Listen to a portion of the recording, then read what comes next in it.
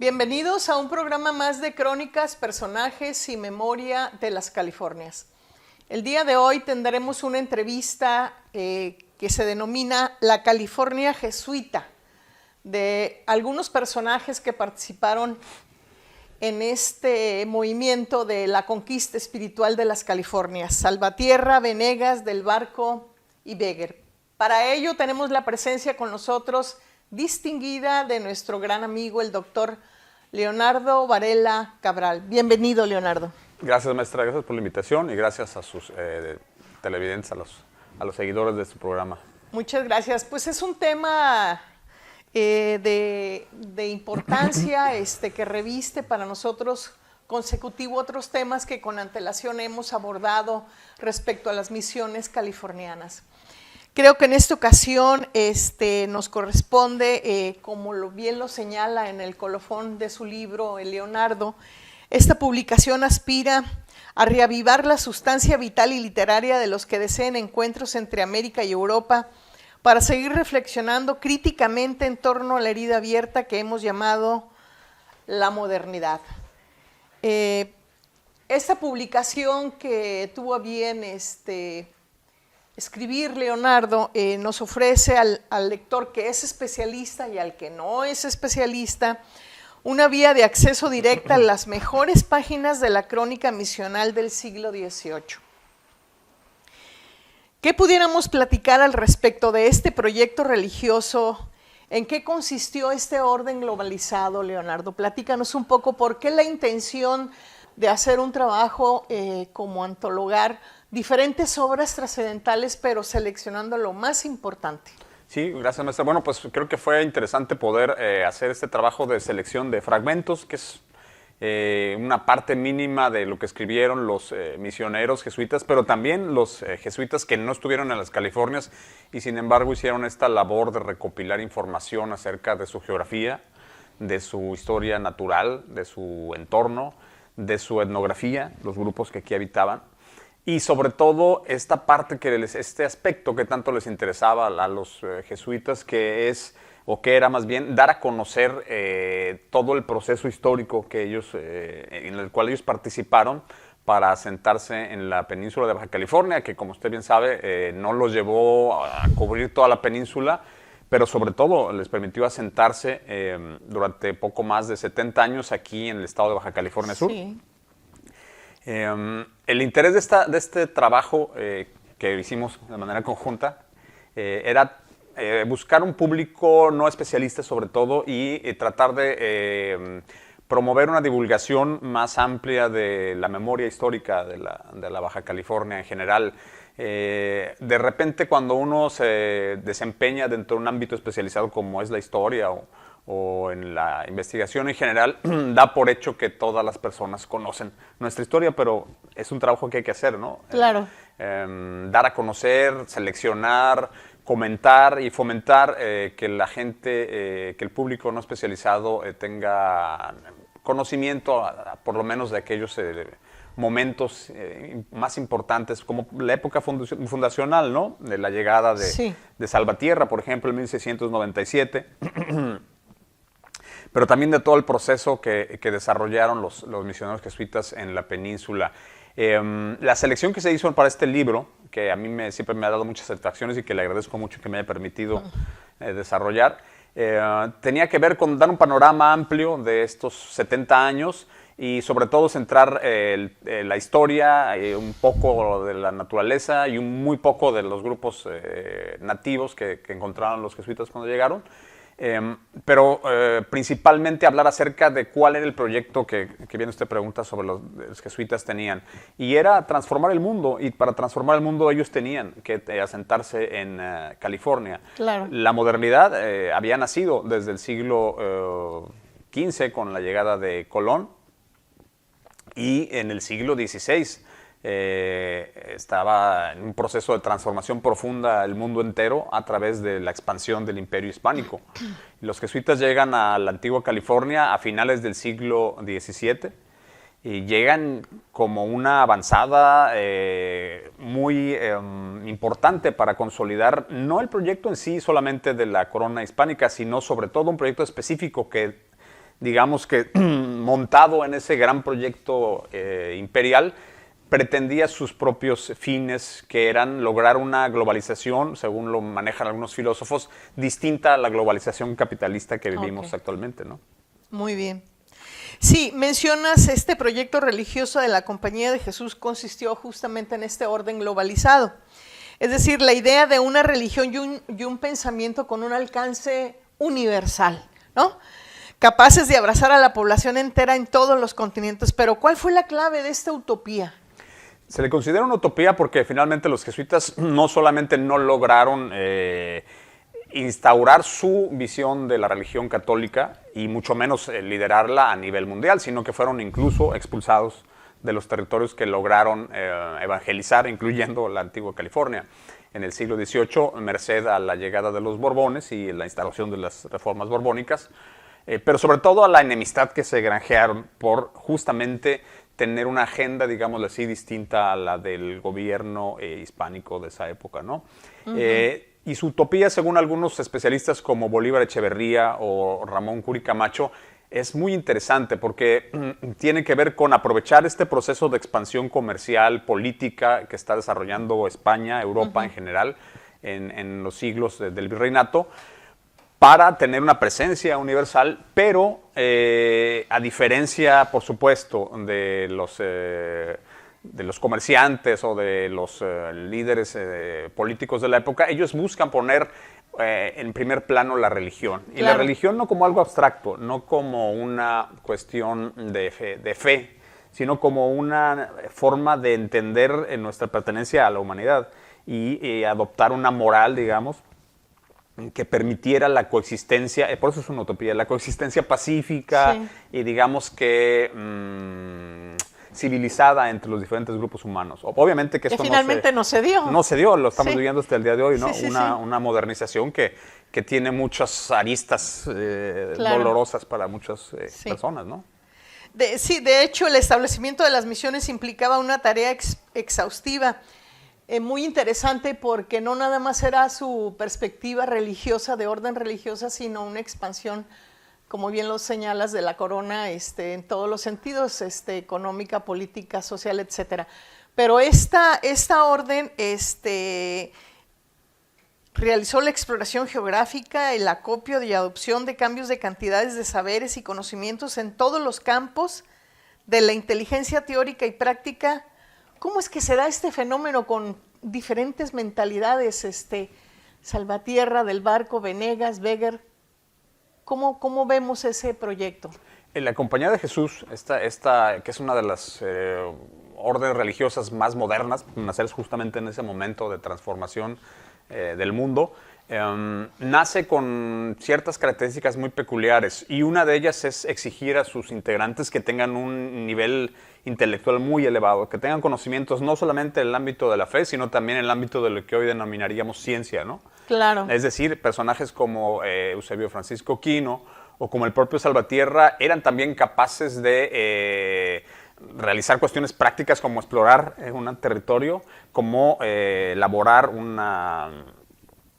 mapa, como guiarse para la navegación a través de las estrellas, pero además eran eruditos en la literatura clásica y en el conocimiento de su época en general. Esto por un lado. Y por otro lado se conciben a sí mismos los jesuitas o la Compañía de Jesús como una institución multinacional integrada por personajes generalmente de las élites de diferentes regiones de Europa y en nuestra situación en particular del virreinato, pero también con una identidad corporativa, es decir, que están permanentemente comunicándose desde las diferentes partes del mundo. San Ignacio les solicita, les pide a sus correligionarios que mantengan una comunicación constante. Y eso hace muy interesante la lectura de este tipo de crónicas, que están dirigidas en un primer momento hacia los propios jesuitas. Es decir, los jesuitas están informando, los jesuitas en California están informando a sus hermanos en el resto del mundo, de manera, digamos que en tiempo real, diríamos ahora, de lo que está ocurriendo y de cómo son los lugares que están evangelizando. Y por otro lado están generando también algo que es muy moderno, que es la propaganda. Es decir, información, pero a su favor, y en favor del proyecto que ellos tienen, Claro. para granjearse el apoyo de las sociedades europeas de la época, ¿no? Y de la sociedad novohispana. El primer autor que se incluye en este libro es el padre Juan María Salvatierra. Sí. Y los textos que están ahí, que ya han sido publicados en otras ocasiones, son algunas de sus cartas. Sí, seleccionaste las 7 cartas que Ignacio del Río trabajó. Sí, seleccionaron algunas cartas, las trabajó el historiador, el maestro Ignacio del Río, el doctor Ignacio del Río, que realmente hizo una labor formidable en esta divulgación. También León Portilla hizo una publicación al respecto. Si no me equivoco, los dos lo publicaron en 97. Y esta publicación es muy interesante porque deja ver qué hizo Salvatierra, cuándo llegó, cuáles fueron las peripecias, digamos, de su viaje fundacional hacia Loreto. Es muy interesante que ya para 1698, es decir, menos de un año después, estas cartas de Salvatierra estaban circulando en la Ciudad de México, por ejemplo, publicadas en una especie de folleto, como parte de este esfuerzo de comunicación, primero, insisto, hacia los propios jesuitas y después de propaganda hacia la población en general. Por supuesto, despertando la esperanza y la expectativa de que el proyecto de establecer una especie de reino mariano, un lugar donde, digamos, se iba a gobernar y se gobernó, de hecho, bajo la ley de los jesuitas y no bajo la ley Claro. civil, se iba a consolidar.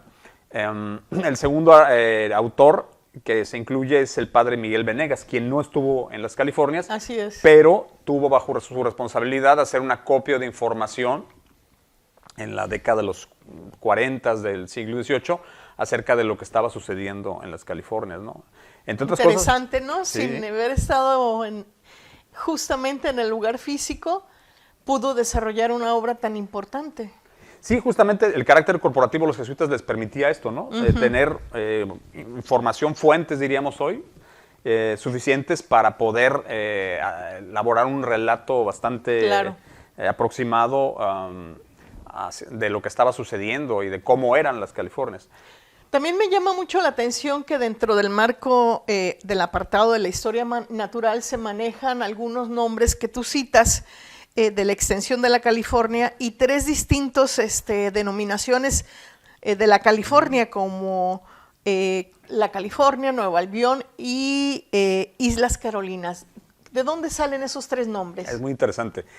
Todo el proceso de instalación o de evangelización de los jesuitas en la antigua California está relacionado con procesos de exploración que se habían iniciado desde poco después de la conquista por Hernán Cortés, pero que finalmente son los jesuitas quienes logran, si no concluir, al menos llevar a un punto en el cual el conocimiento de la península, de su geografía, se vuelve bastante preciso. No olvidemos que el padre Eusebio Francisco Quino es quien logra comprobar y demostrar gráficamente, visualmente, que Baja California es una península y no una isla. Y en ese proceso de exploración surge también, por supuesto, esta necesidad de ponerle un nombre al territorio, ¿no? Que es donde aparece el nombre California, pero aparecen también otros nombres, ¿no? o más bien el nombre Californias, porque al principio se consideran un grupo de islas, no un solo cuerpo geográfico, sino un grupo de islas. Y el nombre de las Islas Carolinas lo propone el padre Quino, precisamente, en el momento inicial de sus exploraciones, fines del siglo XVII, donde él está tratando de proyectar la autoridad de Carlos II, ¿no? Un monarca de corta estadía en el poder y que por lo tanto no prosperará este nombre. Y por otro lado, el nombre Nuevo Albión era un nombre que lleva las huellas, claro, de los piratas protestantes, en este caso de Francis Drake, quien proponía justamente un nombre que le diera autoridad a Inglaterra sobre estas tierras. Pero no son los únicos nombres que tuvieron las Californias o el territorio del noroeste. Recuerdo que Quino también propone algo así como Nueva Navarra para una zona del noroeste, y siempre está relacionado con algo que solemos pasar por alto quienes estudiamos la historia regional, que es la presencia de los benefactores, las personas que están propiciando estas exploraciones. Del fondo. Sí, desde el fondo piadoso en un momento, pero desde mucho tiempo antes pagando las exploraciones para promover, por una parte, el comercio transpacífico, es decir, las navegaciones desde Filipinas hacia Acapulco para importar bienes de todo tipo y venderlos en la Nueva España y en Europa, pero al mismo tiempo establecer este circuito donde pues hay una gran circulación de personas, de ideas, Claro. de formas de hacer objetos, de materiales, la seda, por ejemplo, ¿no? De la nao de China. Exactamente, la llamada nao de China, que en realidad es la nao de Filipinas, ¿no? El galeón de Filipinas, porque nunca llegó a China. Era en Filipinas donde se abastecía y de donde salía. Y por otro lado, el interés por la pesca de las perlas, que era también algo fundamental para quienes venían a explorar Claro. los alrededores de la península.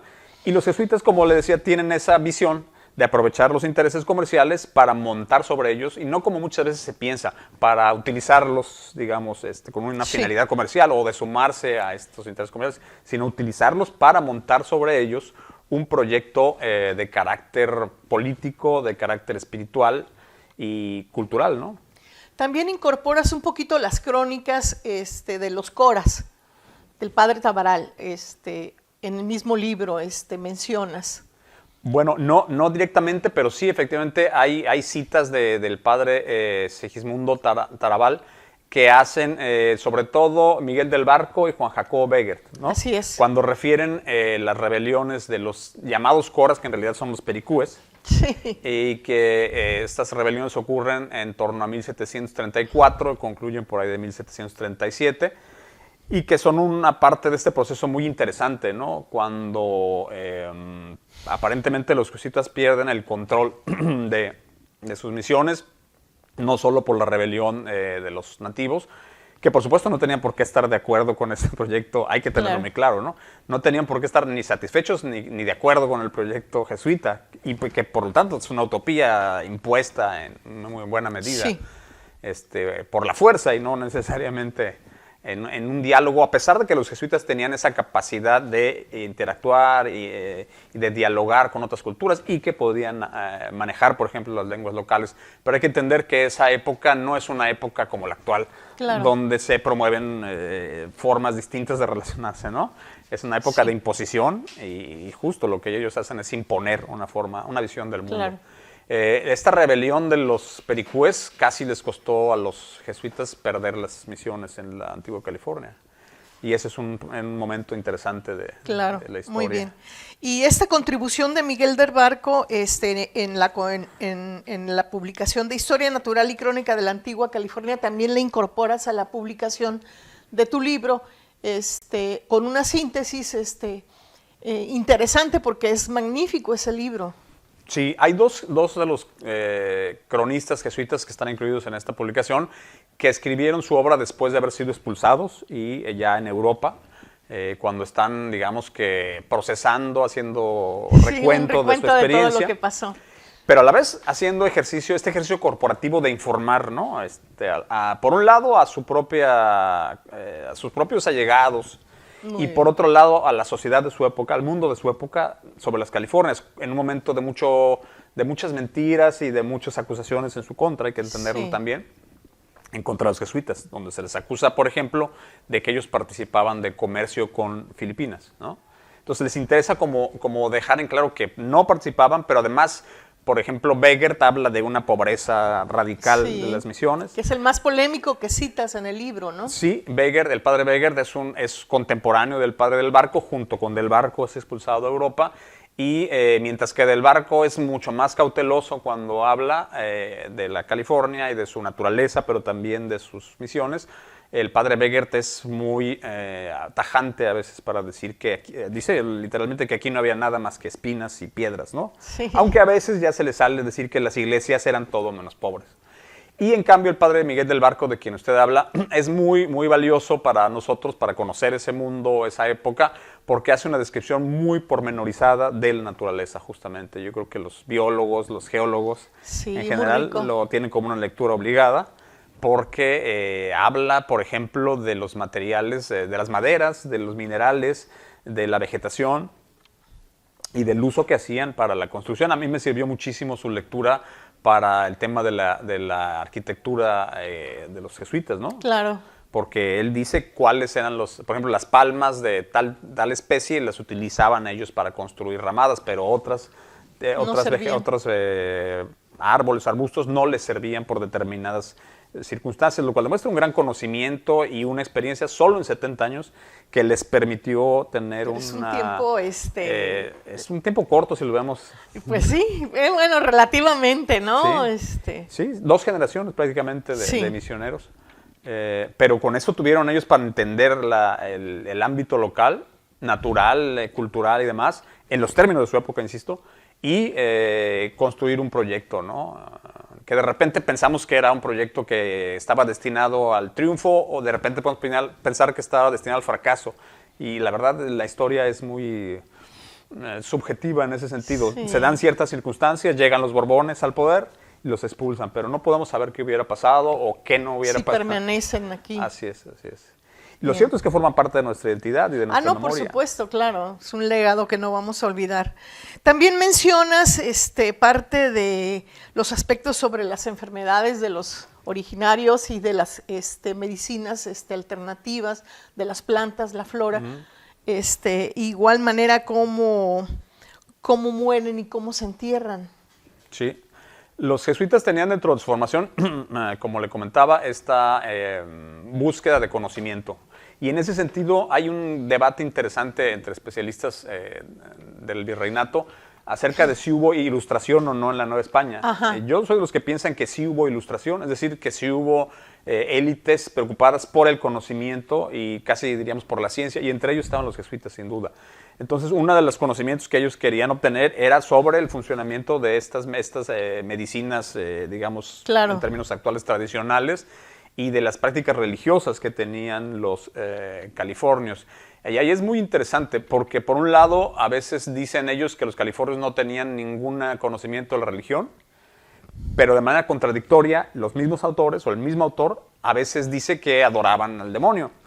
Entonces, o tenían religión o no tenían religión. Muy fuerte. Y también es interesante encontrar aquellos pasajes donde, por ejemplo, Salvatierra habla de danzas, rituales, una gran cantidad de actividades rituales de las cuales existe poca información porque evidentemente los jesuitas tenían un cierto temor a describir demasiado actividades que les parecían que tal vez no eran compatibles con la religión católica. Claro, claro. Pero sí nos hablan de algunas de estas Bueno, actividades. hemos sido testigos en los lienzos de piedra la figura del chamán.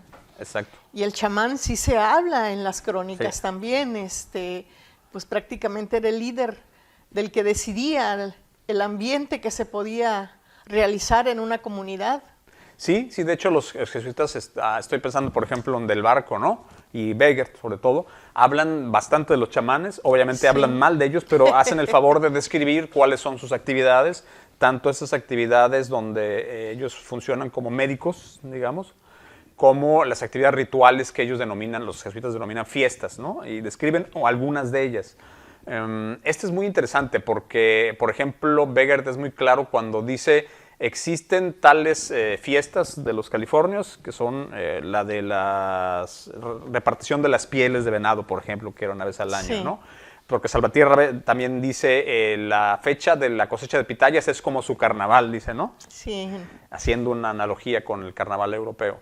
Pero por otro lado, Beger, insisto, dice, hay otras muchas fiestas, pero no voy a hablar de ellas porque tienen que ver con la participación de jóvenes, mujeres en actividades que no son Propias. recomendables. No recuerdo cuál es la palabra exacta que utiliza, pero dejan ver que eran culturas bastante sofisticadas, complejas, y de las cuales apenas conocemos muy poco, lo que conocemos a través de los jesuitas, pero que también ejercen una especie de autocensura, ¿no? Claro.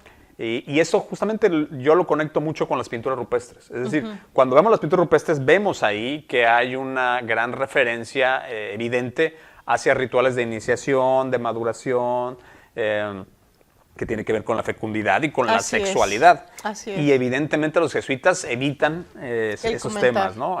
Pero Beger es el único que lo alude de manera indirecta. Pero están presentes en el aspecto físico de los murales de piedra. Ahí están Sí. las piedras que representan justamente estas ceremonias y estos actos que pues eran únicas, ¿no? De celebración. Sí. Quizás sería muy interesante, a partir de estas crónicas jesuitas, no solamente su lectura, por supuesto, sino también cuestionarnos hasta qué punto están diciéndonos solamente una pequeña parte de la realidad que ellos conocieron, ¿no? Claro. Desde luego, esa es una característica de la crónica de la época. Y preguntarse frente a la pintura rupestre, frente a las expresiones que conocemos o que podemos rastrear a través de la arqueología, por ejemplo, qué temas, qué aspectos de la vida cotidiana de los californios no quisieron platicar los jesuitas, ¿no? Claro, claro.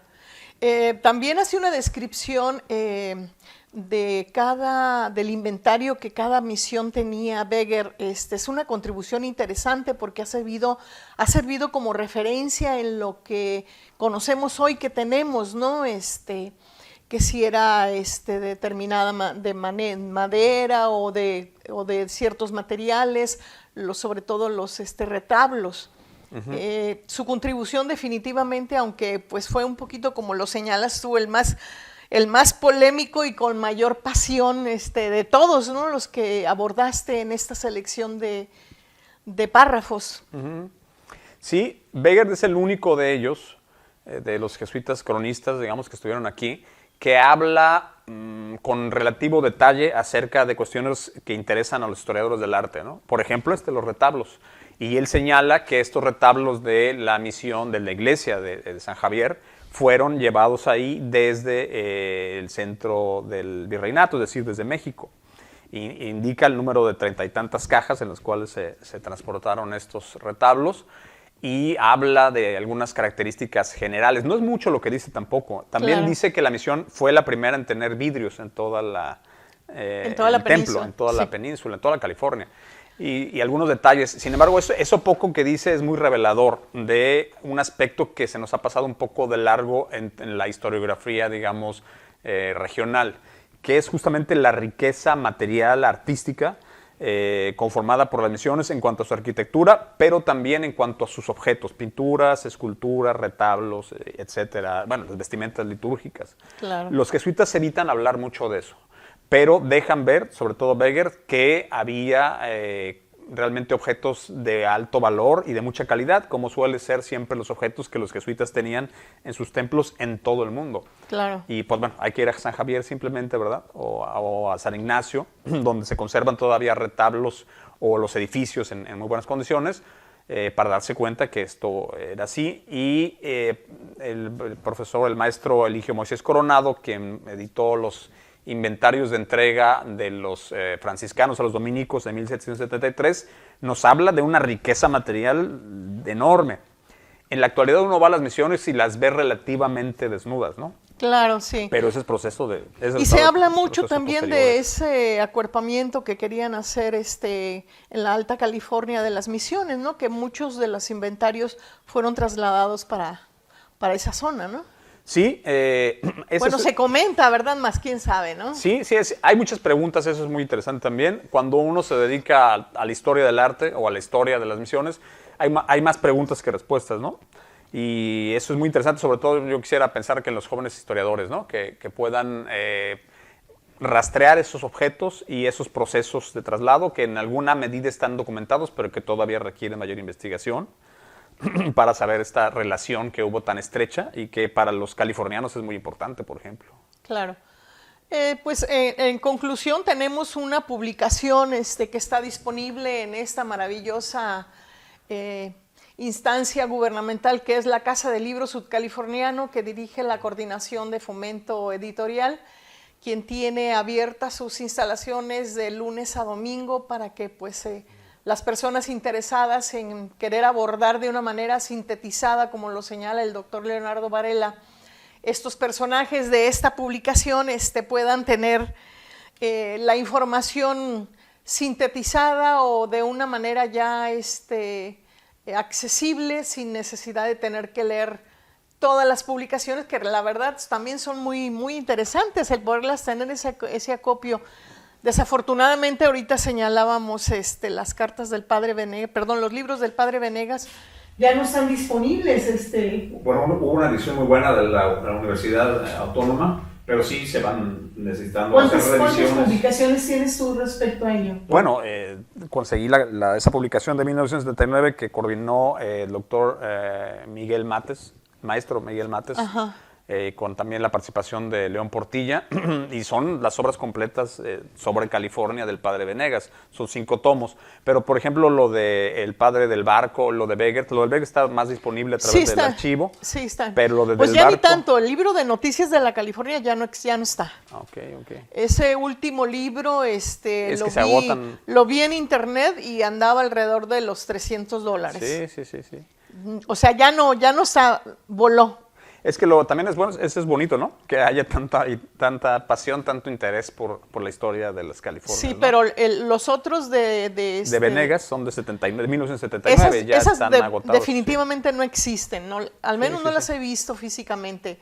La UNAM, el Instituto de Investigaciones Históricas... Sí, acaba de reeditar lo del barco. Él tiene lo del barco, exactamente, que es lo único que pudiéramos tener disponible ahorita para poder sumar toda esta colección de fragmentos que tú tuviste a bien en esta publicación realizar. Pues muy interesante, como siempre, Leonardo, aprovechándote de tu estancia de estos días que tienes en la ciudad de La Paz para poder abordar esta temática de estos personajes. ¿Algún comentario más que quisieras hacernos? No, quizás solamente agradecerle a usted, por supuesto, la invitación, agradecerle a la coordinación editorial del Instituto de Cultura su invitación, su amable invitación, y pedirle a los subcalifornianos en general que conozcamos nuestra historia, ¿no? Que nos preocupemos por entenderla, ir más allá de los lugares comunes o de lo que la gente dice acerca de ella y leer a los protagonistas. Creo que eso es bien importante. Tratar de pensar en términos de una mentalidad distinta a la nuestra, ¿no? Claro, y proteger sobre todo ese acervo, el patrimonio. Y ese patrimonio también, y ese inventario que existe y que podemos dar cuenta cuando visitamos, como dices tú, parece que están pelonas las misiones, ¿no? Que les hace falta más artículos de ese inventario tan maravilloso que Bárbara Meyer tiene en ese catálogo. Más sin embargo, pues también están sujetos al saqueo y al robo, ¿no?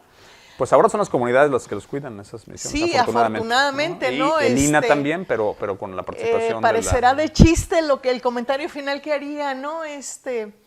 Ves que las celebraciones anuales de Navidad en la catedral pues disponen de un nacimiento muy bonito, muy grande, pues se acaban de robar al niño Dios. Oh, qué mal. Se lo llevaron, desapareció, y bueno, la iglesia eleva las oraciones y a la vez pues al que se lo llevó pide que lo regrese. Entonces es tan sencillo, fíjate nada más, o sea, inimaginable, ¿no? Que alguien va a tomar o obtener algo del inventario, aunque las comunidades están al pendiente, pero bueno, no estamos exentos. Pues agradecida de tu presencia, Leonardo. Gracias, maestra. Invitar al público a que acuda, lea. El libro está disponible aquí en la Casa del Libro Subcaliforniano, en este magnífico recinto, que es de todos ustedes. Muchas gracias y bienvenidos a esta ciudad nuevamente, Leonardo. Agradecida de tu participación, como siempre, apoyándonos. Muchas gracias a usted, maestra, y al Instituto de Cultura Baja California Sur.